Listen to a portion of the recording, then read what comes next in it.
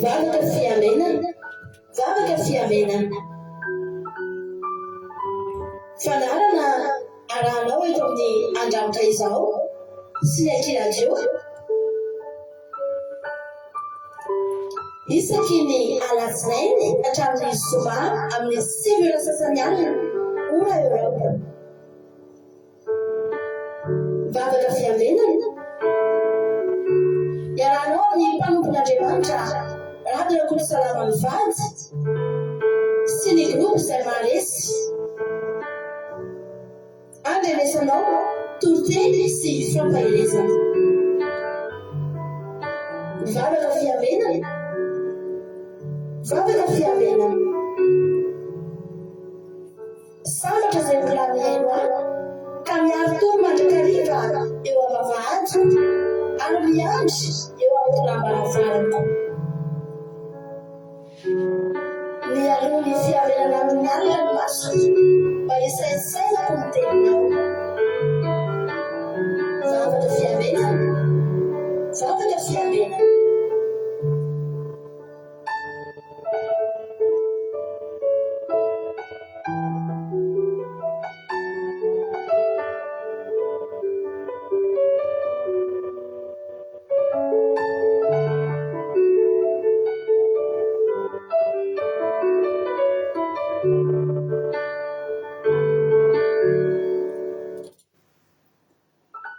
Alléluia. Amin'ny firenena lehibe indray lasana mpamalalo miaona amintsika amin'izao fotoanano izao dia faly indray ny tenako miaona aminao eto androany dia manonona ny fiadanan'ny tompo amintsika tsirairay avy amin'ny isa-tokantrano isam-batan'olona izay tonga miaraka aminay eto amin'ity androany ity. Dia ny fiadanan'ny tompo anefa amintsika tsirairay avy dia matoky sy mino fa ifampahireto indray tsika androany. Androany fa tonga miaraka aminay eto dia tena aminay tsika sendrasendra koa natonga aminay fa tena misy raha ilan'ny tompo anao. Alléluia. Fa dia mahareta hatramin'ny farany adinray sasany hoe raha antsika adinray sasany ifampahelezika amin'ny tenin'Andriamanitra amin'ny hira mivavaka antenaiko fa tsy ahafaty antoka anao zany fa tena ampitombo ny ara-panahinao ampahery anao amelona andreny fanantenanao mpiakatra ny finoanao. Eny tena Andriamanitra nasitrana ny aretinao mihitsy ny ara raha tsy salama ianao tonga eto ary tena hoe ampitraka anao indray raha kivikivy anao tonga eto ka dia mareta hatramin'ny farany dia hotahiny tompony isika rehetra. Ianao zatra rehetra andao tsika hivavaka mireka fotoana ampilatan'Andriamanitra ka andao ampandrotsika mba vitsika Olga azafady tsy Olga fa ranambavitsika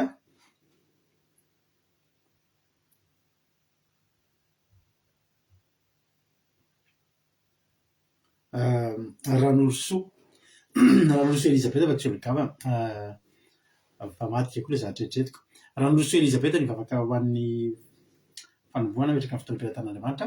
Ranambavy Ranoroso Elisabeth anao ny fitenenana. Satra ny pastera na ny fitenenana. Tainy Jesosy pastera sy ny ankonany dia tainy Jesosy isika tsirairay avy izay manaraka izao vavaka fiambenana izao. Hiara hivavaka ary isika metraka amin'ny fotoana ampilatanan'Andriamanitra.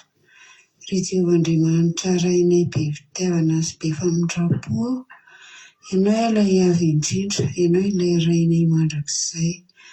Tompo ny voninahitra sy ny fiandrianana. Dera sy mankalaza ny anaranao izay Jesosy io. Misaotra Jesosy io, fatavavorety indray izay hianatra sy haino ny teninao. Kotatany izao fotoana izao satria tsy efa naisahy irery Tompo. Saotra Tompo amin'ny fahasoavana sy fitahiana ary fitiavana izay omenao anay isan'andro isan'andro. Mangataka amin'ny fanahy masinao izay Jesosy mba hanatrika ity fotoana ity ary rakovy amin'ny rahanao sarobe Jesosy izao ora sy fotoana izao. Dia tahio koa Jesosy ny koneksionay mba tsy hisy ny fatapatapahana fa mba hanana fifantohana tanteraka izahay tsirairay avy. Mesan'ny devoly Satana dia tsy manana anjara eto amin'ity fandaharana ity fa didiana sy fatorana amin'ny anaran'i Jesosy. Dia tahio koa Jesosy pasteranay sy ny rahavavinay izay zara ny teninao aminay. Ianao anie Jesosy no miteny eo am-bavan'izy ireo. Ary tahio izay tsirairay avy izay mandray ny teninao mba ho tafalatsaka tanteraka Aty amin'ny fonay sy any anatinay avokoa ny teninao sy ny fitiavanao. Jereo fomba manokana Jesosy ireo namanay sy ireo havanay izay mbola variana any ambadika any. Vangeo amin'ny fanahy masonay izy ireo Jesosy ary tario amin'ny lalanao ihany koa. Mba jereo koa Jesosy ireo fianakavianay izay tsy salama amin'izao fotoana izao. Ianao anie Jesosy hanome fahasalamana ho azy ireny. Dia amin'ny anaranao Jesosy nametrahako izany vavaka izany. Dia raha sy ahazary ho voninahitra dia atolotra ho anao irery ihany. Mankasitraka iray. Amen. Alleluia. Alleluia. Mankasitraka ny anarana vavy Ranoloso Elizabeta ao anatin'izay vavaka mamy be matsiro be nentinao izay.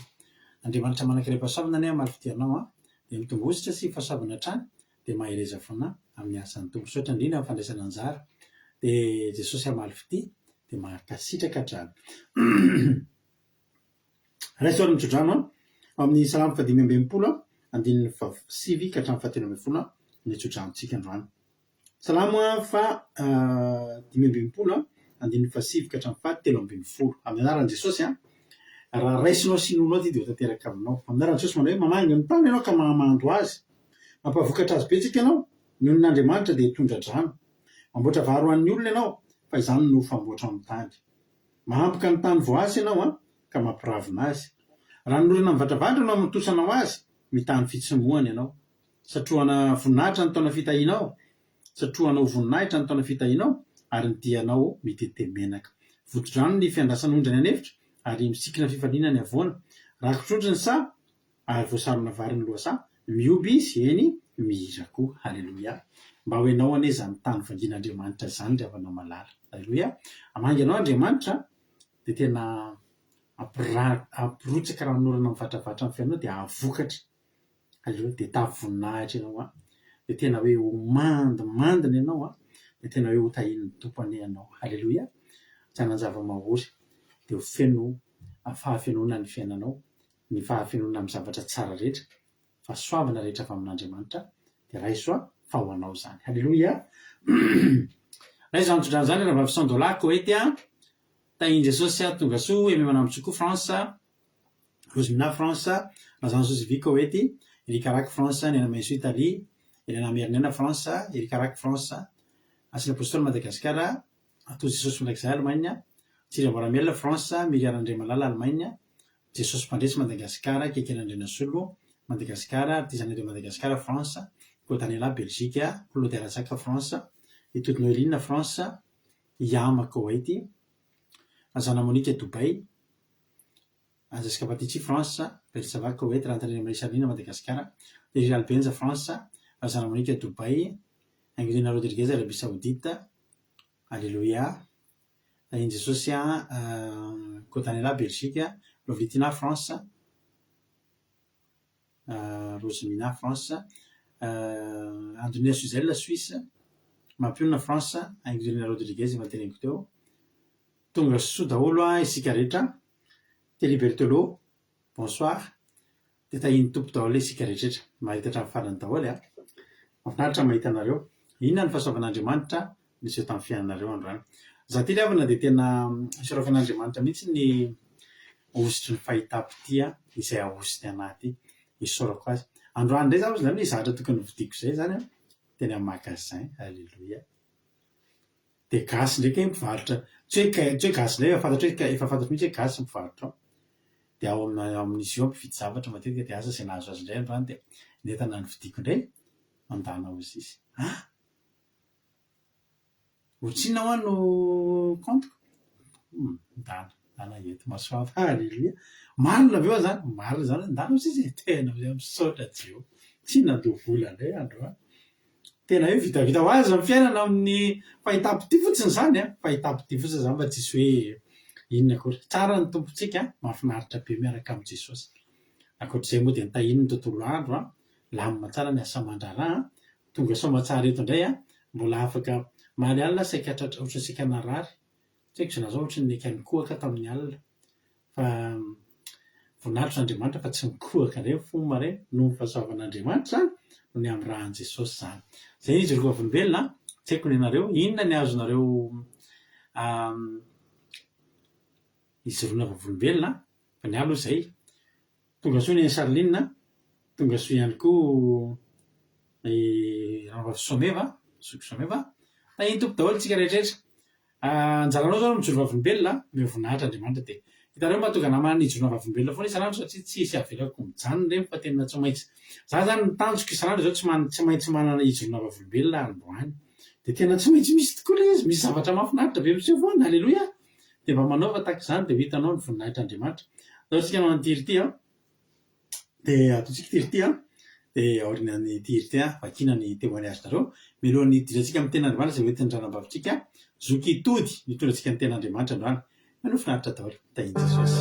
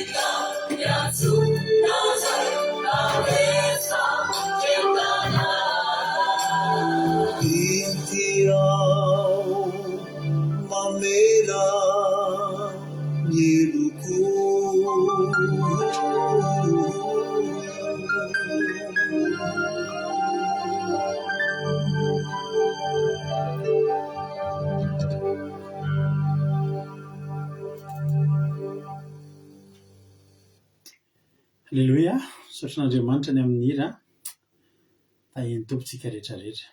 Alleloia. Efa nanoratra fitsona vavolombelona ve nareo? Tsara ny hira tojo. Alleloia. Tsara ny hira. Sady elaela izy iny tsy ninenelitsika.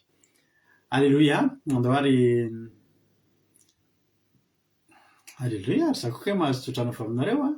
Misaotra zokitody a. Verotsaka aminareo koa izy zany. Misaotra betsaka. Misaotra lena. Misaotra tsika rehetra. Alleloia. Androary maki commentaire aritsika.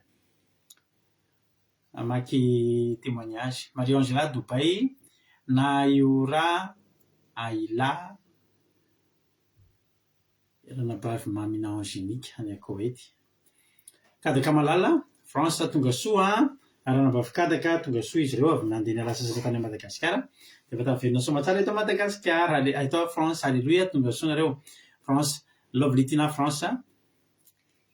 Elvira Rodriguez. Hoy ranabavy Rosemina hoe alleluia voninahitra ho an'Andriamanitra misaotra an' Jesosy fa ataony mahafinaritra ny tontolo andro. Alleluia. Akasitraka. Aonazy izy raharatojo. Ny tontolo androko androano izy izy dia isaorako an' Jesosy fa tsaniasa aho. Tsaniasa zany androano dia afaka namedadidy sy andraikitra efa ela tsy nety vita. Tsy nety vita fa androano vita dia afaka nomana tsara ny Getsemane ihany koa. Afaka nanaraka kely akiavitra ihany koa. Sady mbola tonga tamin'ny vavaka fiambinana defaly. Alleluia. Dia renina Jesosy ihany niaro sy nanome sakafo saza ho any menakavy kely. Alleluia. Tsara ny tompo. Alleluia. Misaotra anareo. Hoy Thierry Berthelot, indray izy miteny gasy, indray izy miteny vazaha. Alléluia. Hoy izy la journée s'est très bien passée, journée tranquille et agréable grâce à Jésus à mes côtés. Alléluia. Amen. Merci Thierry. Yama. Alléluia. Voninahitra n'Andriamanitra fa natratra izao fotoana izao nomeny. Natratra izao fotoana izao nomeny tsy naheno loza na aretina tamin'ny fianakaviana sy ny ankonana.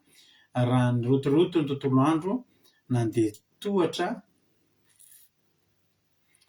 tsy nianjera tsy tafitohana ka namaky vilia nandeha ascenseur tsy nikaso nahandro sakafo tsy tapaka ny antsy satria tsy be sira ndry tsy may tsisy adino na ny fanova ny termosy raha hifanova ny kafe sy ny dite vita daholo izay natao ny tontolo andron'io voninahitra Andriamanitra izany. Misaotra zokia mampianatra ny mijoro vavolombelona hatramin'ny zavatra ohatr'izany tokoa fa tena marina tokoa izany fa raha ny famadika tokoa moa ny zavatra nataontsika androany. Korotana ny tontolo androntsika. Misaotra zokia. Alleluia. Lesona be izany. Hoy ranabavy Côte d'Anela Belzika hoe alleluia. Misaotra an' Jesosy noho ny fitahian'ny tompo tsy takatry ny saina. Dia za koa omaly dia nahita vity tamin'olona omaly dia nividana ny sakafo maro isan-karazany za nefa tsy nangataka ninina taminy dia tena hoe dia be dia be ilay izy. Ny zanako dia nizareako tamin'olona dia sady misaotra azy niaro sy nitantana any amenakavy fa tsara ny tompo voninahitra ho azy irery ihany. Amen. Alleluia. Amen. Alleluia. Tsara Jesosy. Hoy ranabavy hoe misaotra ranabavy Côte d'Anela.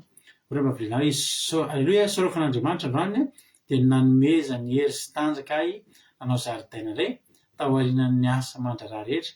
Faly koa fa lamina ny tontolo andro androany tontolo andro ny menakavy noho ny fitantanana ny voninahitra ho azy irery ihany. Amen. Alleluia. Tsara ny tompo. Alleluia. Misaotra ranabavy Lina. Hoanareo izy Zoky Suzelle. Dia raha Jesosy fa mba voafidy ho anisan'ireo ankizy vitsivitsy za androany mariako 5 ihany no ilaina solitenan'ny école nay manerana ny canton misy anay nanatrika sy nandray anjara tamin'ny cérémonie importante be manerana ny canton misy anay dia sady nahazo certificat de participation ihany koa tamin'ny farany ilay anonymat. Alleluia. Ny voninahitra dia man'Andriamanitra rery ihany. Amen. Manavaka antsika ho Andriamanitsika. Misaotra ranabavy Suzelle. Aonazy izy ranabavy Aingonirina Rodriguez. Alleluia. Dia Jesosy fa nahita nanao examen blanc zafikelyko androany misaotra an' Jesosy tamin'ny fahasalamana nomenany menakavy kely. Alleluia. Amen. Makasitraka. Alleluia. Aonazy izy ranabavy mihaja. Alleluia, mankasitraka indrindra mankasitraka an'Anapavy Roso Elisabeth izy. Amin'izy izy Ranapavy Berthe. Ny amafy zay témoignage any vakiko sao de gaga na hoe misy commentaire tsy vakiko rehefa zao se mba hafaingana fotoana de zay témoignage any no vakiko. Ranapavy Berthe direct Jesosy malala androany lamina tsara velona any Amianakavy misaotra Andriamanitra. Alleluia, amen. Tsara Jesosy. Izy zokito direct Jesosy fa nilamina tsara ny fiainanay anio no tonga soeto indray. Alleluia, amen. Mankasitraka indrindra. Tsisy isorana zokikataka. Alleluia. Ahoana izy Ranapavy ka? Alleluia, direct Jesosy fa direct Jesosy fa nilamina avokoa ny asa aman-draharaha rehetra natao androany sady nomeny hery sy tanjaka ary fahasalamana no mbola narovany tamin'ny ratsy rehetra. Amen. Alleluia. Tsara ny tompo. Moa izy nambintso makrina hoe fiadanan'i Jesosy ho amintsika mianakavy. Amen. Jesosy mpandresy direct Jesosy nanome hery sy tanjaka ny mianakavy kely. Misaotra Jesosy fa amin'ny fiarovanao sy ny fitantananao anay androany mankasitraka nomenao anay ny sakafo zaza voninahitra ho an'Andriamanitra reriany. Alleluia, amen. Tonga soa ny Charline navita examen blanc zanak'i Ranapavy Ingénieur Rodriguez fa diso kely.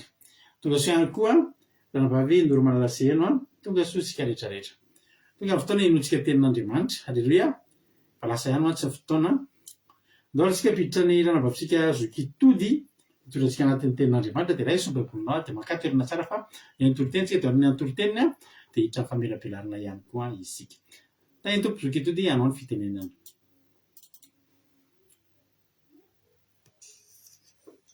Mankasitraka pastera nameny fitenenana ho ahy. Fahasoavana ho ahy afa-malala no hitondrako ny tenin'Andriamanitra eto indray amin'izao fotoana izao. Zokitody no mitondra ny toriteny ao amin'ny grupy finoana. Raha isoaran'ny baibolinao dia hijery ao amin'ny asan'ny apôstôly isika toko voalohany. Asan'ny apôstôly toko voalohany. Andininy 9 ilaza hoe asan'ny apôstôly toko 9 andininy 9. Nanao hoe fa azo hery ianareo amin'ny latsahan'ny fanahy masina marina ary ho vavolombeloko any Jerosalema sy eran'ny Jodia sy Samaria ary hatramin'ny farany tany. Amen. Zay teny fohy izay ry afa-malala no henointsika eto amin'ny anaran'i Jesosy amin'ny anaran'ny fanahy masina.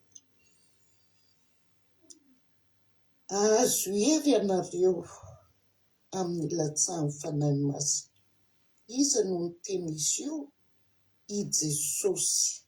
Satria raha raisintsika ny soramandry manao hoe fitarihan-teny sy filazana ny nana faran'i Jesosy ny mpianana sy ny nisarahany taminy raha niakatra ho any an-danitra izy. Lasesy Jesosy, lasa niakatra any an-danitra Jesosy. Tamin'ny andron'ny Pasika izany, efa avy nilalovantsika ny andron'ny Pasika. Dia nilaza izy dia nanafatra izy nanafatra ireo mpianana izy. Satria izy dia hisaraka amin'ny mpianana dia hiakatra any an-danitra dia nanafatra Jesosy. Ie, isika koa izany anisan'ny afaran'i Jesosy, isika izay miaino eto. Mila miaino tsara isika satria Jesosy anafatra antsika. Iny ara satria raha i Jesosy io zany raha teto tany rehefa nodidiny tamin'ny fanahy masina ny apôstôly izay nofidiny. Ahoana nodidiny Jesosy tamin'ny fanahy masina ny apôstôly izay nofidiny. I Jesosy raha fidy antsika koa isika reto miaino ireto dia nodidiny Jesosy tamin'ny fanahy masina. Efa hatrany zany dia efa nodidiny Jesosy tamin'ny fanahy masina ny fidianany antsika reto satria isika amin'izao fotoana ny apôstôly moa izany tsy antsoiny mpianatra miaraka nanompo taminy fa isika indray izany izao mpianatra Jesosy eto amin'ity tany ity izao tontolo izao ity. Dia raha niakatra tany an-tany Jesosy tena nididy izy tamin'ireo mpianandreo amin'ny alalan'ny fanahy masina ny fidianany satria izy tsy mifidifidy foana olona hoe ahoana sy ahoana fa tena amin'ny alalan'ny fanahy masina nandidiny ny fidianany ny mpianany. Torak'izany tsika. Dia izy nanafatra Jesosy raha miara-miangona taon'ny Jesosy zany ny mpianatra. Miara-miangona zany moa izany miara-mihinandreo fampiresadresaka teo miangona reo ohatrantsika mifampiresadresaka ireny. Dia namepetra Jesosy hoe aza miala ny Jerosalema fa hiandry ny teny fikasany iray izay varenareo tamiko izy. Jaona ozy izy nanao batisa azy tamin'ny rano fa ianareo kosa atao batisa amin'ny fanahy masina rehefa afaka andro vitsivitsy. Ahoana tsara ny afatra Jesosy aza mialaala eo Jerosalema ianareo mantsy ny mpianana io izany. Nanafatra Jesosy anohy ny asany Jaona mpanao batisa ny mpianatra. Dia rehefa atao batisa moa isika na isika amin'izao fotoana na ny olona tamin'izany dia latsahan'ny fanahy masina. Resaka fanahy masina moa isika eto izy mianakavy afaka andro vitsivitsy koa ho avy ny Pentekosta. Andro malaza izany Pentekosta. Filatsahan'ny fanahy masina ho an'ny olombelona rehetra eran'izao tontolo izao. Ho an'izay mino ny asan'i Jesosy izany. Dia milaza zany ho an'ireo namana sy miaino eto izay mbola tsy vitan'ny batisa. I batisa io moa izany batisa amin'ny ranobe io fa tsy ilay batisa tamin'ny mbola kely ny zazakely ireny. Batisa ny zazakely moa izany ren'ilay hoe ohatran'i Jesosy natolotra e. Raha ho an'ny zazakely natolotra tao am-paipoly. Fa ity batisa iray ity koa anisany azahoantsika amin'ny fanahy masina dia isika ilay narotsaka imergena tao anaty ranobe dia nivoaka taontsika dia nahazo ny fanahy masina. Io fanahy masina io dia ray amin'ny Jesosy ray amin'ny Jehovah Andriamanitra. Izy ireo Andriamanitra ray olona telo. Izay ny fiteny azy noho izany fa miteny ho an'ireo izay mbola tsy vita batisa manatona miomana, manatona mba mianatra ny milohany anaovana ny batisany ranobe satria ilaina zany a tike hoentintsika nisany hoentintsika hidirana any an-danitra. Dia avy eo zany reto mpianatra reto a tafangona teo amin'i Jesosy teo. Dia eo amin'izay Jesosy zany a teny hoe azo ery ianareo amin'ny latsahan'ny fanahy masina aminareo. Ary ho vavolombeloko any Jerosalema sy ny Jodia sy Samaria ary hatramin'ny faran'ny tany io zany a ilay voaboasantsika teo. Dia Jesosy lasa niakatra any an-danitra fa ny mpianatra kosa nandray ny fanahy masina tao a Jerosalema. Mpianatra Jesosy tao efa fantatritsika daholo ny mpianany anisan'izany hoe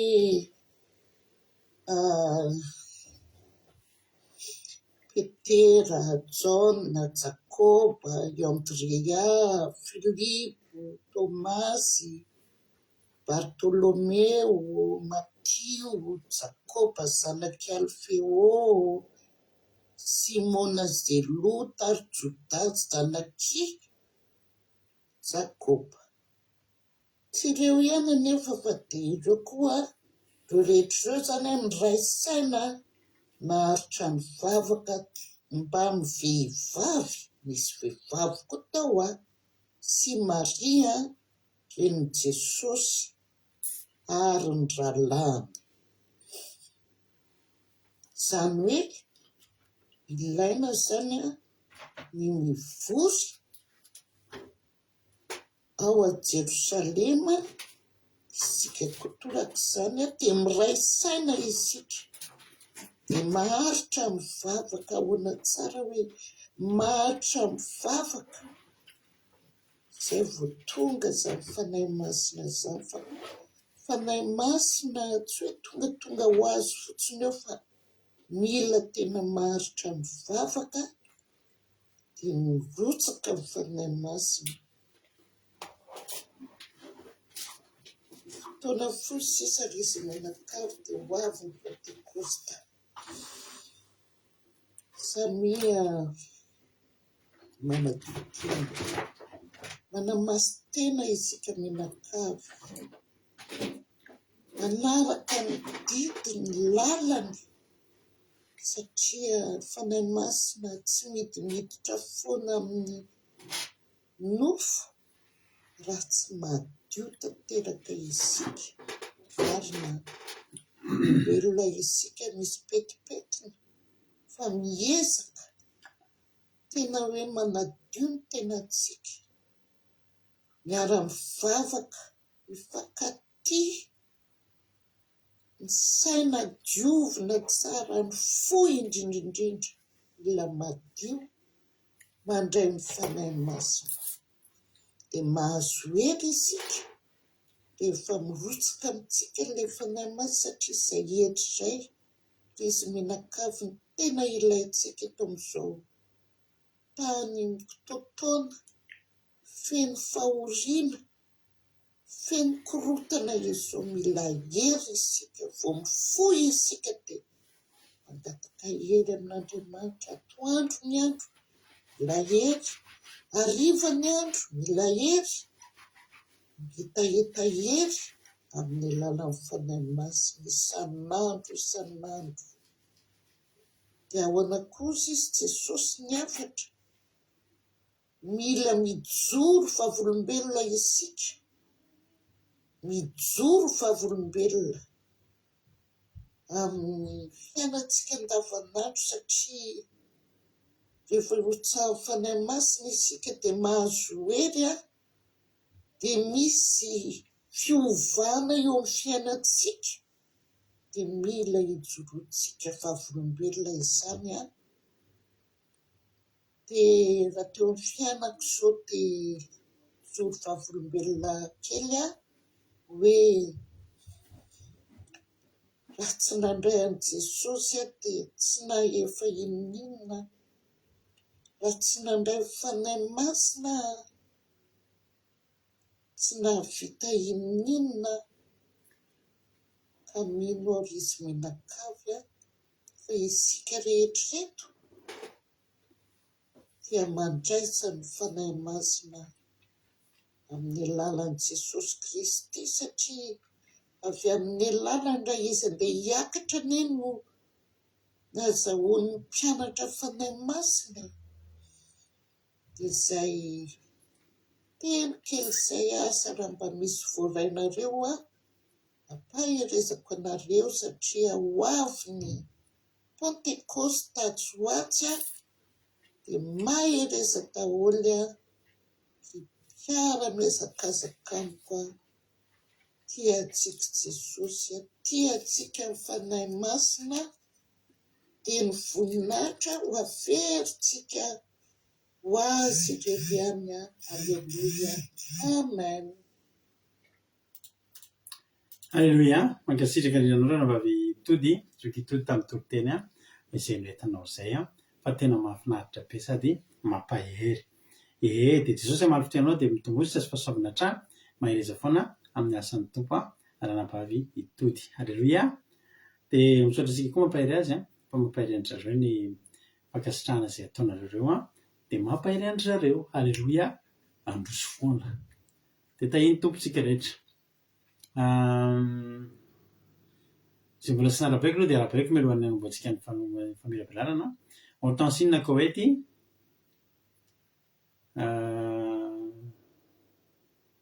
Meli Fantou France, Fabiran Menjanary Koety, Rousseau Olga Koety. Zay. Tahiny tompo. Alleluia. Asan'ny apôstôly toko voalohany. Ity ny tenin'ny fanaovan'i Jesosy tamin'ny mpianany. Fa raha vao maly isika niresaka momba ny nisehoan'i Jesosy tamin'ny mpianany taorina ny nafatesany dia ilay niverenana indray niverina tafaverina zany ny mpianatra. Mitohy ihany ilay izy. Alleluia, mitohy ny tantara. Satria ao ambadika kely eo dia zao indray zavatra nitranga. Rehefa tena hitan'i Jesosy tafaverina ny mpianatra, tafaverina ny tokony mpianatra tamin'i Jesosy, tafaverina tamin'ny hafanampo ny mpianatra dia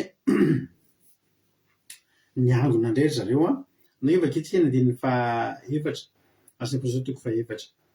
Anjaran'i Jesosy ary raha niara-niangona teo aminy Jesosy dia namepetra azy mba tsy hiala ao Jerosalema fa hiandry ny teny fikasany ray izay farenareo tamiko hoy izy. Afaka 10 andro mahery kely tsika. Raha mahay mikoty andro tsara ianao dia tsy afaka 12 andro koa na dia 12 heure androany fa afaka 10 andro mahery kely dia hiarika Pentecoste isika. Alleluia. Hiarika Pentecoste isika afaka 12 andro. Alleluia. Ny dikan'izany mila miomana isika.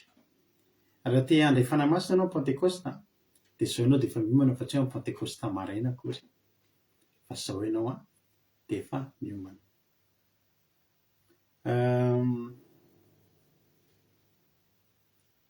Namepetra ny mpianatra Jesosy mba tsy hiala ao Jerosalema. Ny tena marina ity asan'ny apôstôly toko voalohany ity dia tahaka ny hoe rafaka pitso amin'izao andro iainantsika izao. Satria ankalaza ny Ascension tsika amin'io, ankalaza ny fiakarana 10 andro aorianan'io mba tonga ny Pentecoste. Alleluia. Zay zany ilay zava-mitranga. Ary tokony torony zokitody zany rapitso, tokony rapitso ty tory teny ity natao dia mifanaraka tsara mihitsy ilay andro fa nefa mety ihany koa androany. Zany hoe anatin'ireo andro vitsivitsy ireo mialoha amin'ny Pentecoste ny baiko voalohany dia zao hoe aza miantsika ao Jerosalema tsony aloha. Alleluia. Aza miantsika ao Jerosalema tsony. Fa misy inona ao Jerosalema? I Jerosalema dia endrika fanatrehan'Andriamanitra. Ao no misy ny tempoly dia mandeha any Jerosalema ny olona rehefa fotoan-dehibe. Ny andehanan'ny olona any Jerosalema rehefa fotoan-dehibe dia tsy hoe etsena fa resaka fivavahana. Resaka fivavahana. Zany hoe hivavaka amin'ny Jehovah ianao zany any Jerosalema. ny tiana tenenina eto aza mihetsiketsika ao Jerosalema satria zao hiakatra Jesosy. Misy fotoana zany entre ny ekaran'i Jesosy sy ny dinan'ny fanahy masina misy eo amin'ny 10 andro eo. Azo lazaina hoe sady tsy misy an Jesosy zany manatrika ranofo ny fanahy masina ilay mpanolontsaina sy mpinamana sy ilay mpampahery mbola tsy eo, ilay mpisolo vava. Ny dikan'izany zany raha andeha ny mpianatra mbola tsisy ninona, tsy tian Jesosy andeha vida ny mpianatra na miaraka aminy, halleloia, na eo amin'ny fanatrehan'Andriamanitra na feno ny fanahy masina. Zay ny tokony ho fiainantsika, halleloia. Ny fiainan'ny mpianatra dia zao niaraka tamin'i Jesosy foana aloha izy ara-nofo, teo anilany teo Jesosy nofo, halleloia. Niaraka tamin'ny mpanjakany izy, nandeha ny tetiny tany rehetra, halleloia, tany Palestina, tany Israely tamin'izany fotoana zany. Fa ho amin'ny fotoana tonga eto hiakatra Jesosy.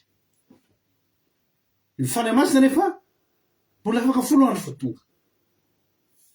Hoy Jesosy hoe ny mety aminareo aza mihetsika eto Jerosalema eo amin'ny fanatrehan'Andriamanitra, aza miala eo akaikin'Andriamanitra, aza miala eo amin'ny fanatrehan'Andriamanitra. Fa raha vao zay no ataontsika, tsisy Jesosy, tsisy fanahy masina, tsisy Jehovah-Andriamanitra, zany ny atao hoe kristianina mandeha vida. Ary vao kristianina mandeha vida dia mora midevoly manafika anao. Mialatsiny lay aona ohatra misy namana kely ny oroko, mialatsiny indrindra. Ny amin'ny oroko io dia efa io misy ny olona hatramin'izay mbola kely. Mialatsiny. Dia hoy Jesosy hoe aza miala eto Jerosalema fa hiandry ny teny fikasan'ny ray ianareo. Fa Jaona izy nanao batisa tamin'ny rano, fa ianareo kosa dia atao batisa amin'ny fanahy masina rehefa afaka andro vitsivitsy. Halleloia. Ianao zany tokony handrandritsika amin'ity Pentecoste ity batisan'ny fanahy masina. Tokony handrandritsika amin'ity taona ity afaka 12 andro dia tokony handrandra isika batisan'ny fanahy masina. Aza miandrandra fotsiny ianao hoe torotoro fo amin'io, fa miandrandra mihitsy ianao amin'io batisan'ny fanahy masina. Azotsika sarahana roa mihitsy ny fotoam-bavaka amin'io, ny sabata fotoanan'ny fotorotoro,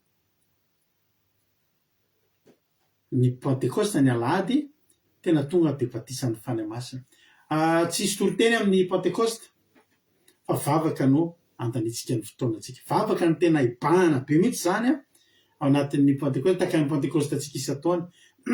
Tsisy lany tsisy ny sabata tsika mandray toroteny, halleloia. Fa ny Pentecoste, ny endriky ny Pentecoste dia ohatran'ny tsika reny anaty commencement maraina reny, dia vavaka ny tena ibahan-toerana.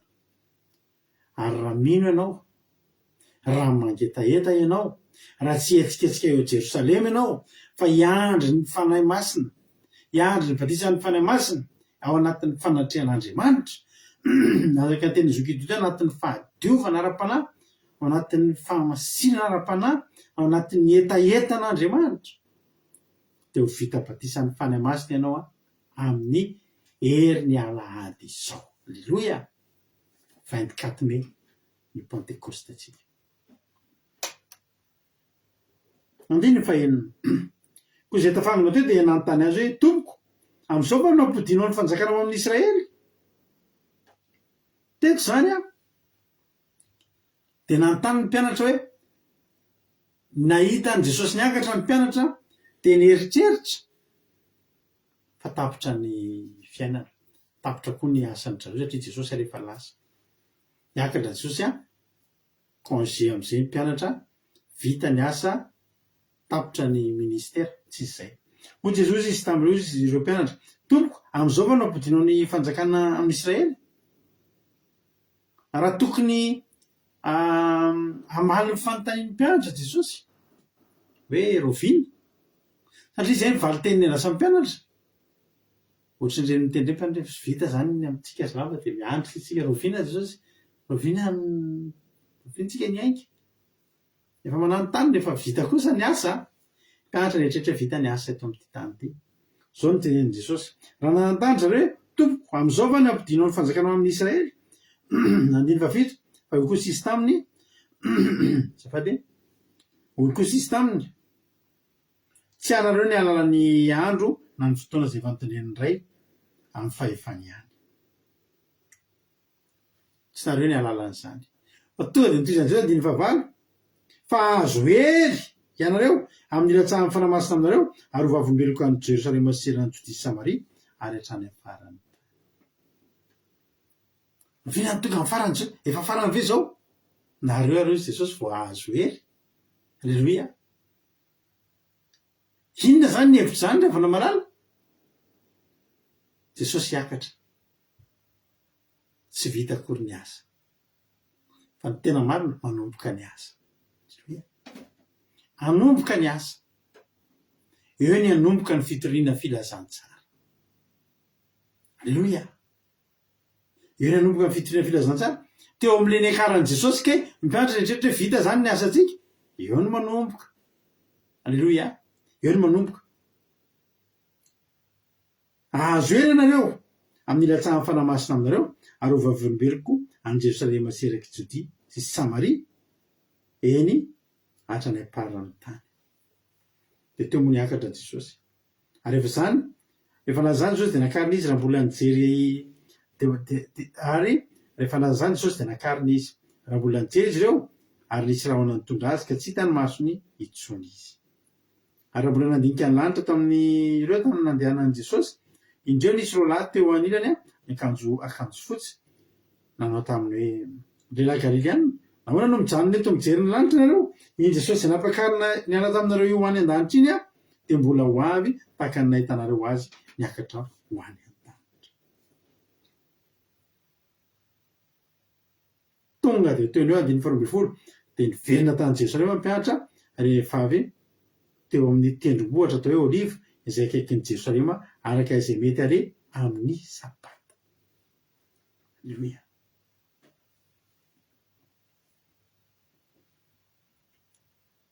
Hoy Jesosy hoe azo hery ianareo. Dia atao inonareo le hery? Hoentinareo andro sakafo ve? Ny hery raisinao amin'ny Pentekosta tsy entinao any an-dakozia. Ny hery azonao amin'ny Pentekosta tsy entinao handeha hiantsena.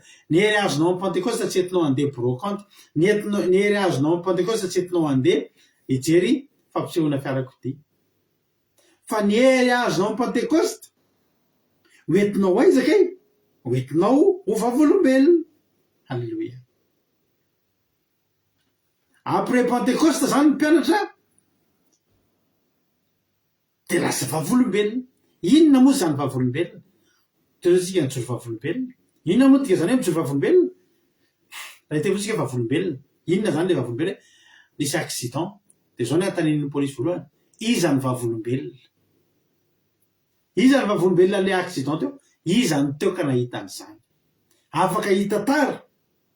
Izao tompoko ny zavatra antrany. Ity olona ity zany dia nepita fa le sofera tsy nijanona rehefa nandeha mafy sy ny sisa sy ny sisa. Ny atao hoe vavolombelona dia olona nahita ny zavatra nitranga dia afaka nihita tara an'izany amin'ny atsipiriany mba ho azon'ny olona ny zavatra nitranga. Alleluia. Mena hery aloha mpianatra, azo hery ianareo amin'ny ilatsahan'ny fanamasina aminareo dia ho vavolombeloko amin'izay. Ary zao le zavatra, ho vavolombelona zany dia olona efa nahita an'le zavatra dia andeha hitantara an'le izy. Fa tsy hitantara fotsiny, fa hitantara an'izany amin'ny kely sy amin'ny fahefana. Alleluia. Zany hoe mitantara ianao zany mitory ianao zany amin'ny kely, amin'ny voninahitra. Alleluia.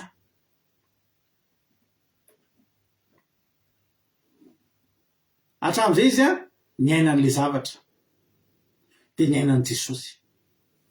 Fa après fanamasina zao andeha hitantara sy hilaza amin'izay amin'ny olona izay mbola tsy nahita. Alleluia. Ilana herin'ny fanamasina zany. Ilana herin'ny fanamasina zany satria zao tsy hampian'ny olona ny zavatra ho tantarainao eo. Tsy tsy ampin'ny olona ny zavatra ho tantarainao eo a satria zany vavolombelona zany a de zao hitantaran'le izy de anaprofo an'le izy aleloia ho vavolombeloko zany ho vavolombeloko zany ho jesosy a olona afaka ilaza amin'ny olona fa misy a afaka aneo ny olona zao ny zavatra ny ainako ary zao ny zavatra entiko aleloia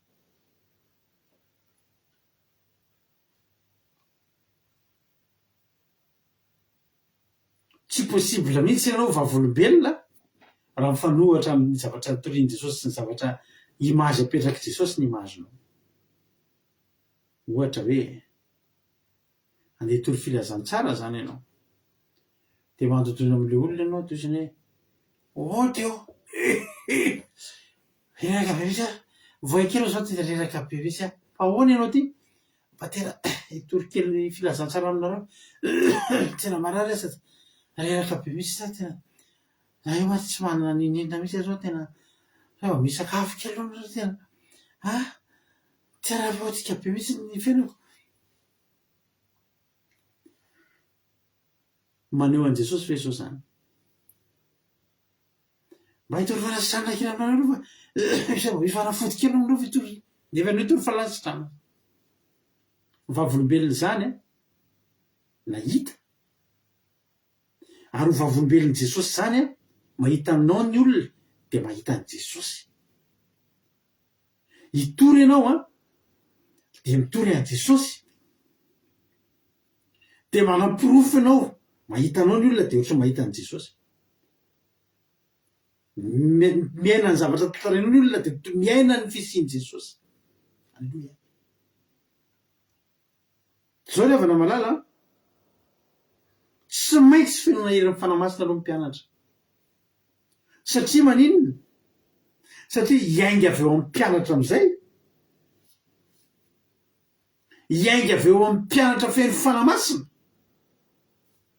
ny fiparitahan'ny asan'Andriamanitra iankina amin'ny mpianatra am'izay zany no fiparitahany zany finoana kristianina zany ny mahatonga ny finoana hitongatra ty amintsika de noho ny fahafenoan'ny fanamasina tao amin'ny mpianatra fa raha tsy fenon'ny fanamasina ny mpianatra de tsy nitory tamin'ny kery ny mpianatra de tsy tonga tamin'ny naleany rehetrarehetra vavolombelona nahajoro vavolombelona nojoro vavolombelona hatrany aparan'ny tany raha miohatra am'zany zavatra zany ka hijerenany amin'ny tsikireto de tsikireto anisan'ny faran'ny tany ahoana moa ny tokony faninantsika am'zany hoe mpianatra Jesosy ahoana moa ny tokony haraisantsika an'ity filazantsara ty le afana malala fa niainga avy eo amintsika niainga avy eo amin'ny mpianatra niainga avy eo amin'ny mpianatra feno fanamasina ny fiparitahany filazantsara aleloia ny mpianatra zany eto a tsy maintsy fenoana fanamasina satria hisara fanamasina fantatrareo ty zavatra ty inona ity zay malala jerinareo tsara inona ity zay malala fantatrareo rehetra ty inona io zay malalan'io nasorato zay malala de rehefa fantatrao iny zavatra isy ny asany iny de tokony ho fantatrao ny tokony ataonao aleloia ny mpianatra de tsy maintsy ny fenoana ny fanamasina aloha aleloia soatra ny rahalatojo power bank ny anarany iny atao hoe bank iny atao hoe power hery aleloia fandraisana hery zany ity zavatra kely ty asehoko anareo ty a mitovitovy amin'ny telefona ny angezany ho an'izay mbola tsy malala fa mino aloha fa tsisy tsy malala kosa fa ny asan'izy ity de zao mpamery herinaratra izy ity ato anatin'izy ity misy herinaratra izy ity zany a raha chargenao mandritra ny adiny 20 de afaka manome anao farafahakeliny a courant mandritra ny avroeny an'izay ty rehefa 3 andro am'izay tsy mety lany fa angalako courant foana ty rehefa sendra mpamila any andalina tsy misy courant. Ny power bank de zao chargenao izy aloha. Aloha chargenao izy aloha, vokisanao izy aloha. De entinao am'izay izy mandeha any am'izay alehanao, de tsisy prise, tsisy courant any am'izay alehanao fa ity ny courant anao. De ny téléphonenao zany atsatoka ao am'ty de tsy midécharge, de feno ny heriny. Misy fotoana izy ty nisy taloha nampimety tantara ty tany Madagasikara nisy olona nanao nitondra power bank vita sinoa de nisy zahatra mifamadika atao, angamba ny olona mbola vao mianatra no hoe de nisy fil mifamadika atao. De inona ny tranga ozy zareo? Natsatoka tamin'ny telefona le power bank. De inona zavatra nitranga? No le zavatra kely mifamadika atao, ny batterie le telefona reny nitrohana ohatry le telefona reny no nameno anazy. Tonga de telefona defa 10% na sinazy to de 0% teo eo satria nosotomin'le power bank le courant satria misy fil mifamadika atao. Tsika tsy misy fil mifamadika. Alleluia. Ny mpianatra tsy misy fil mifamadika satria ny mpianatra de feno fanamasina. Tsy maintsy ny fenoana fanamasina aloha ny mpianatra satria avy eo ny mpianatra andeha hizara am'izay ny hery zay raisin'ny mpianatra de andeha ho zarainy any Jerosalema, any Jodia, any Samaria, hatrany am-paratany. Power bank ngeza be mihitsy ry Petera. Ry Paoly ngeka power bank tena ngeza ngeza fa nazany ry Paoly zany. Alleluia. Tara ohatry reny multiprise reny. Le multiprise zany mitsatoka ery amin'ny prise ery izy de misy fil de misy afaka misy prise be be mitsatoka ohatra zany ange mpianatra. Izy nahazo hery tamin'ny fanamasina ny olona ndray maka hery ao aminy. Alleluia. Ohatrany hoe mpizara wifi afaka ataonao mizara wifi nge ny telefona de mahazo wifi amin'ny telefonina daholo ny olona rehetra. Zany angery avana ny herin'ny raisin'ny mpianatra. Zany ny anjara zany. Ho vavolombelona. Alleluia. Nanasitrana Jesosy de ho tantaraina amin'ny olona fa nisy fanasitranana tokoa tamin'i Jesosy. Aiza ary zany ozy izy ny mpianatra? Ty ary zany ozy izy Petera. Ozy ny olona hoe nisy mariky nitsangana souvenir firy tsonge zany hoe mahatsiaro an' Jesosy tamin'izany andron'i Jesosy zany kosa aloha tena hafa mihitsy. Tena nitsangana ho amin'ny maty dozy Petera. Aza matahotra fa hatramin'izao mbola mitsangana amin'ny maty. Aiza ary zany ozy izy ny olona? Natsangana an' Jesosy natsangana an' Petera Dorcas. Misy olona mikasika ny lamban'i Jesosy anaty vahoaka ao de sitrany. Fa nandalo koa Petera mikasika ny lamban'i Petera ny olona tonga de sitrany. Andalovan'ny aliko Petera ny olona tonga de sitrany. Verina ny aive misy zany ozy ny olona. Zany ngely izy ozy izy Petera. Zany ngely Jesosy rehefa nandalo e. Ary Jesosy andatra tena misaotra Petera tena vavolombeloko ianao. Tena vitanao ny jory vavolombelany amin'ny hery taty amiko. Taiza nandraisan'ny Petera zany? Tao anaty Pentecoste. Taloha ny rano amin'ny pompitsika reny amin'ny robinet tsika reny. Ahoana no mahatonga ny rano ny tokantranotsika?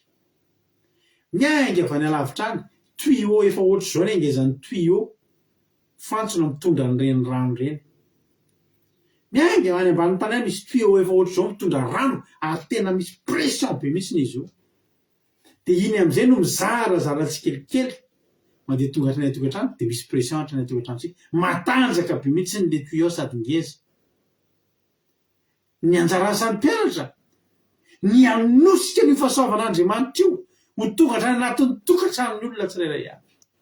Ny anjara asan'ny mpianatra ny anosika ny fahasoavan'Andriamanitra io ho renin'ny olona sy ho tsapan'ny olona zany herin'Andriamanitra zany hatrany anatin'ny tokantranon'ny olona tsirairay avy. Alleluia. Fa zao tsy maintsy mandalo Pentecoste vao vita zany. Tsy vita fotsiny zany raha amin'ny herin'ny tena. Tsy vita zany raha tsy miditra mandalo amin'ny Pentecoste. Alleluia.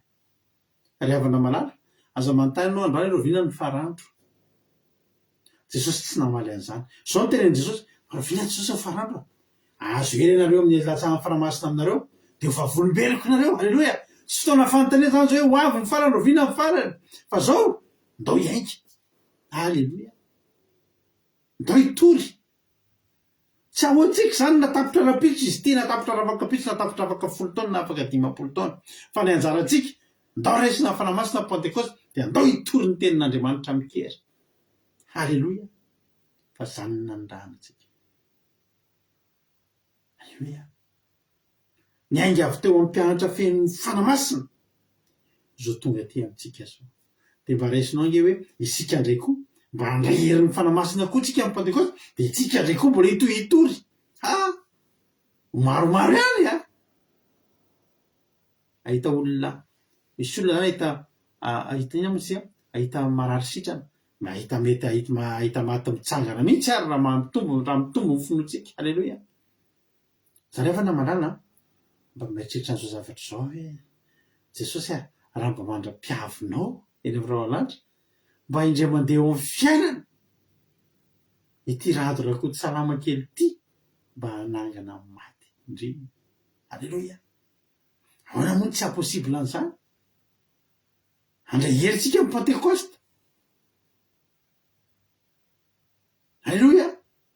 Mba mangimangy fahoriana iny andramana ihany, mandalondalo eny amin'ny morika eny mba handramana ihany. So mba misy maty mitsangana mandra-piavin'i Jesosy mba lalovantsika ity ho vavolombeloko. Aoriana pentecoste zany tsika reto ametra tanana tonga dia tena sitrana ny aretina. Tsy hoe sitrana izy zao io avoaziny isa taona mantsy io, avoaziny isa taona io. Tsika zany zao mety efa anatin'le lany hery indray tsika io. 10 andro ihany hiditra pentecoste tsika, handray herin'ny fanamasina tsika. Eto ny marary, eto ny boka, eto ny jampa, eto ny kilemaina, ndao tsika metra tanana, ndao tsika hitory filazantsara, ndao anangana ny maty. Halleloia. Fa handray heritsika amin'ny pentecoste. Halleloia. Amboary ny programme anao aza mba atao isan'ny olona tsy tonga zany ianao aza mba atao isan'ny olona tsy arika pentecoste zany ianao, fa mila mandray hery ianao. Halleloia. Mila mandray hery ianao. Hotain'ny tompany antsika rehetra. Tsy ny farandro ny zava-dehibe tamin'i Jesosy fa ny fandraisana fanamasina, fandraisana herin'ny fanamasina. Halleloia. Ozy izy inona ny tenin'ny ozy raha zay dia hanandra nandalo ny amin'ny morika za eo amin'ny pentecoste. Dana ho andramo ka izao. Halleloia. Za koa andeha hanandrana. No tsy izy tojo iaraka hitady morika. Roviana ry tojo. Mandalo ny akaikaka morika eny tsika isanao fa mety hisy oraka tampoka ao aoriana pentecoste. Tsoaka be le mpiandro morika foseo. Dia fantatsika azy tojo hoe zay le izy. Le antojo izy sa le anahy. Halleloia. Hotahiny tompany antsika rehetra.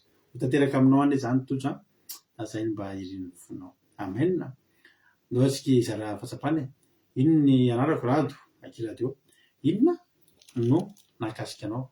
Inona no voarainao? Inona ny azonao lazaina? Inona ny azonao tenenina ny amin'ny zava-drehetra izay voalaza teo? Andao tsika izara fahatsapana. Mahafinaritra be mihitsy mainao ireo mizara fahatsapana. Iza mizara fahatsapana. Aiza daholo mizara fahatsapana. Misy mpira taloha hoe le spesialista. Dia hiditra ato indray spesialista amin'ny fizarana fahatsapana. Inona moa ireo amin'izany? Dia ampaireziko foana. Sao dia gaginareo ny zany ny olona mandroso, ny olona manao ny asan'Andriamanitra io. Ny ampaireziko foana reo. Halleloia. Ataovy ny asan'Andriamanitra raha lasa napavamalana. Ataovy fa tsika vavolombelon'i Jesosy tsika. Halleloia. Ndao tsika ianao andralatojo tsika inona re zany no fomba andralatojo an'izany toriteny teo zany. Inona ny azonao lazaina tojo dia inona ny azonao ambara anao fitenenana. Tain'ny Jesosy daholo tsika rehetra dia misaotra-betsaka anareo mianadahy tamin'ny toriteny fa nahafinaritra, nahakasika sady tena nanomana indray hiatrehana ny pentecoste. Halleloia. Le voalohany aloha le hoe namepetra azy Jesosy tsy haly amin'ny fanatrehan'Andriamanitra, tsy haly eo Jerosalema satria tiany Jesosy hoe tsy handeha hividy izy fa na miaraka amin'ny Jesosy na miaraka amin'ny fanahy masina na miaraka amin'Andriamanitra. Halleloia. Dia teto koa tena nakasika anahy le hoe ho vavolombeloko. Zay vao tena voaray tsara izy fa voateny ihany zany dia hoe vavolombelona fa androany izy tena nivelabelarin'ny pastera tsara dia tena nahafinaritra nampitombo fahalalana hoe tena hoe mahita afaka mitantara amin'ny atsipiriany mihitsy a rehefa mahitanao ny olona de ohatra mahita any Jesosy ndry mahafinaritra zany a de hoe mpianatra tena tahaka le tuyau be misy pression be de manosika ny rano any atokantrano io de zany koa zany ny vavolombelona manosika ny fahasoavan'Andriamanitra ho any atokantrano tsirairay avy ndry nahafinaritra ay de le poerbong teko nahakasika poerbong tena misy ny herinaratra de aveo mandeha am'izay iny am'izay mizarazara am'izay ndry mahafinaritra de tiako zany tokony poerbong de tahaka ny wifi koa mandeha fotsiny marina ny wifi de zay ny akaiky eny afaka miconnecte daholo halleluja de dra zany mpianatra tondran'i Jesosy eny an-dalana eny izy wifi be de zay ny akaiky eny de mba miconnecte daholo de mahafinaritra fa mankasitraka anareo mianadaty hitombositra sy fahasoavana tranoko anareo a halleluja amen halleluja mankasitraka indrindra anao lalatojo a fanaty zany fizarana fahatsapana mamy be zay Andriamanitra manakire fahasoavana maro fitianao a de mitombositra sy fahasoavana trano mahereza foana ny asany tompo halleluja atsika piditra olona hafa manaraka indray izy andray ary a mizara fahatsapana manaraka halleluja aloha indray ary ampidintsika indray ny spesialista manaraka halleluja raha nabavaingidrina Rodriguez ahoana indray ary ny fomba moahany an'izany anazy ny fitenenana inona ny azonao ambara anao ny fitenenana mankasitraka pasterana le fitenenana dia mankasitraka anareo menadako tamin'ny tenin'Andriamanitra tena mampahery be ny zavatra tena mahakasika be anazy zany telo hoe tsy hoe rehefa Jesosy raha niakatra tsy hoe vita teo ny asa fa io mihitsy ny asa no manomboka dia le hoe aza ny ala eo Jerosalema tsika zany dia hoe indrindra amin'izao katiky ny Pentecoste zao a dia tsara ny mitoetra eo amin'ny fanaitren'Andriamanitra amin'ny fahamasinana sy amin'ny fahadivam-po ny fanahy-saina andraisantsika amin'ny fanamasina amin'ny andro Pentecoste dia ny hery azontsika amin'ny herin'ny fanamasina azontsika amin'ny andro Pentecoste io a no entintsika manao ny asan'Andriamanitra le hoe io vavolombelona dia le hitory ny filazantsara zany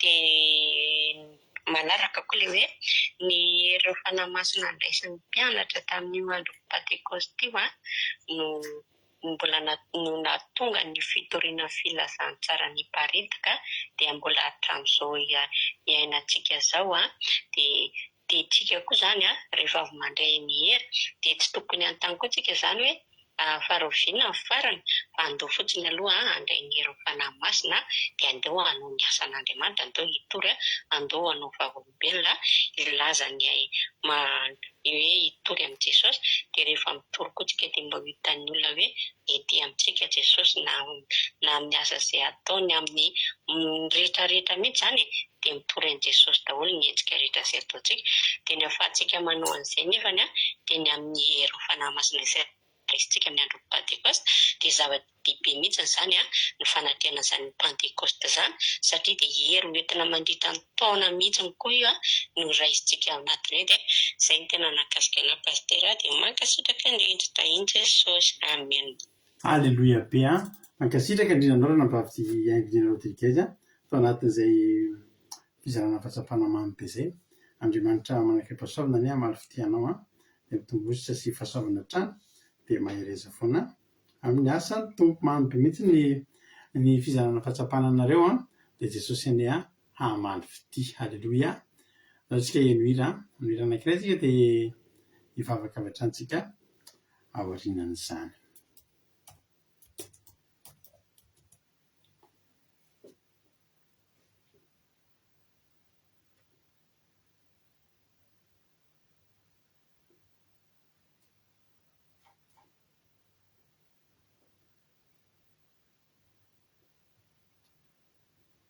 zay ty raha mahafinaritra be te mehoery halleluja dia aoriana zizika tongotsika dia hivavaka dia hivavaka manana ny fotoana ihany koa halleluja tena finaritra daholo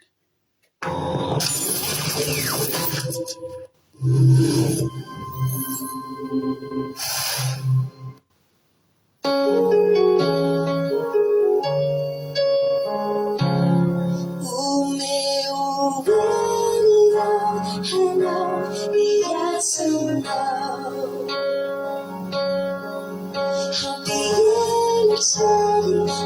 mandrapiavinao sy tanjo asa sarany ona naiza le fa mafy marina ny fitiavanao enjeny vitanao taominy fianako Sija iteranao Rambola velunaiku Hampianao tupuo Hampianao si ivona Fambabo marina Nifanay sajerakay Anjusay Fanay masina Iasa tuaminay Hanavao itoechanay Utarafini Zetunaokanao Umeji jatuku Isulutenanao Kumeueliao Hanau niyasanao Siyeri cheri chau Faifiki chewaminao Sikaja sasarani unau Naiza le Fama fimarina Ifitiavanao Kumeueliao Hanau niyasanao Si vili lala mata piavinao Si tanjo sasarani unau Naiza le Fama fimarina Ifitiavanao Si tanjo sasarani unau Naiza le Fama fimarina Nifitiavanao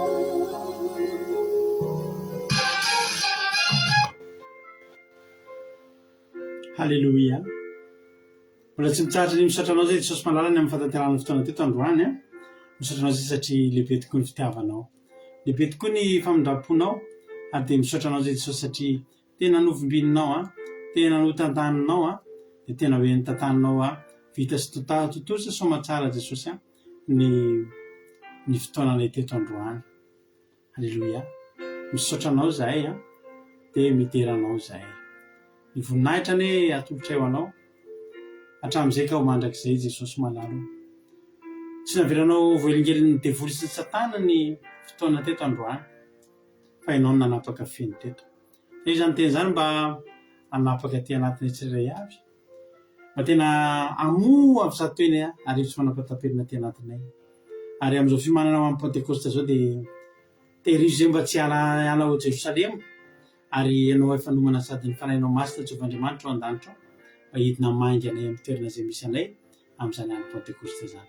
Dia raha laza saotra sy voninahitra aminao dia voasy satana fatra amin'ny rahanao Jesosy tsy afaka hitsaingo na dia litera ray tao anatin'izany teny izay nitorian'izany azy androany amin'ny anara maheran'i Jesosy Kristy Tompo sy Zavatana natany izany vavaka izany.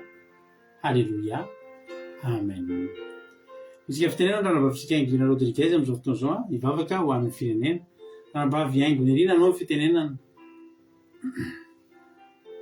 Alleluia. Mankasitraka pasterana amin'ny fitenenana dia hiaraka hivavaka sika marana fotoana sy ho an'ny firenena. Jesosy malalo dia mbola faly misaotra sy mankasitraka anao zay ny amin'ny Atoto izany fotoana kely zava-dehibe ho anay Jesosy tsy tapaka ny fandaharana ary misaotra ny amin'izany teny izany satria dia hery lehibe ho anay tokoa mamelombelona ny ara-panahinay Jesosy malalo. Eny Jesosy malalo ao anatin'izao fiomanana ny alohavan'ny andro Pentecoste izao izay Jesosy malalo meno an'izany teny izany dia tena hoe hiandry tokoa izay Jesosy hiandry izay Jesosy hiandry eto Jerosalema izay Jesosy eto amin'ny fanatrehanao ary na dia tsy mendrika ary izay Jesosy malala dia mba anisany mba nofidianao ihany koa anie izay rehetra Jesosy malalo dia rehetra izay vonona Jesosy vonin'izay hiandry an'izany sy handray an'izany fanamatsiny izany satria dia hery lehibe ho anay koa izany mba amin'ny alalanay rehetra nahatonga an'izany fahasoavana ity ho tafampita any amin'ny tokantranon'olona tsirairay avy any amin'ny olona izay mandeha ny teny izay hotorianay ao aorian'ny andro Pentecoste satria dia ny hery fananao masina lehibe miasa ao anatinay nahafahanay manatotosa an'izany dia rehetra izay tena manaiky ho fahavolombelonao ho hirakao anao ny asanao tena vonona izay Jesosy malalo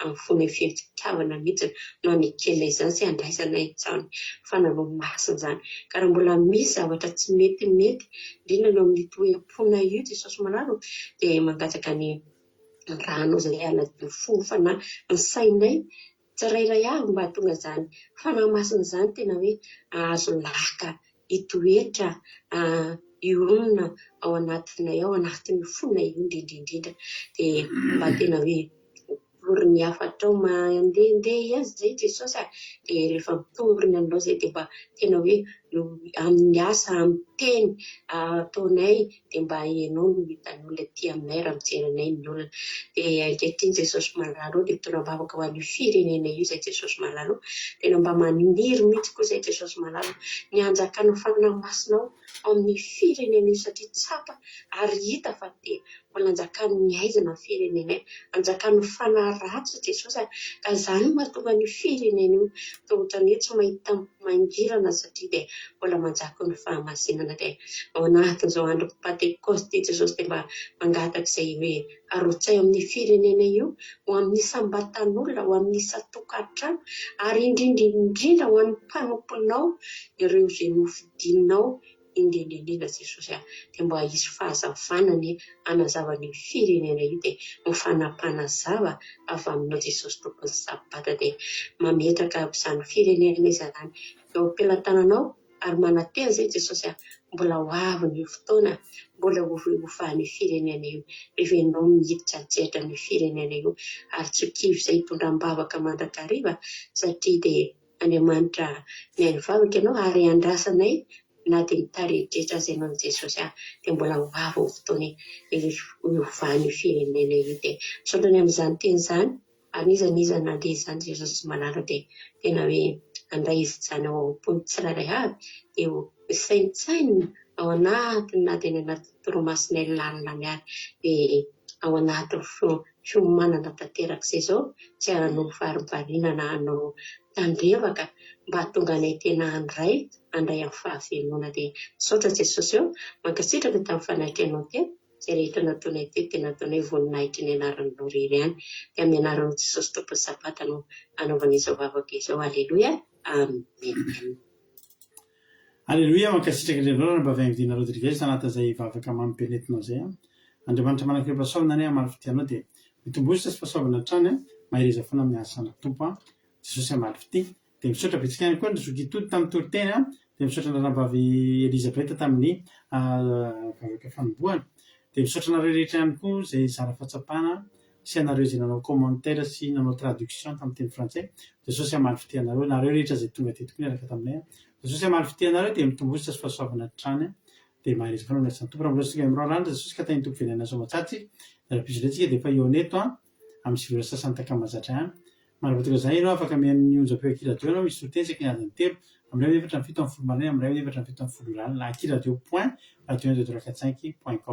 akiradio.com akiradio.com sy mety hainy tompo taontsika rehetra mahireza tao tamin'Andriamanitra amen.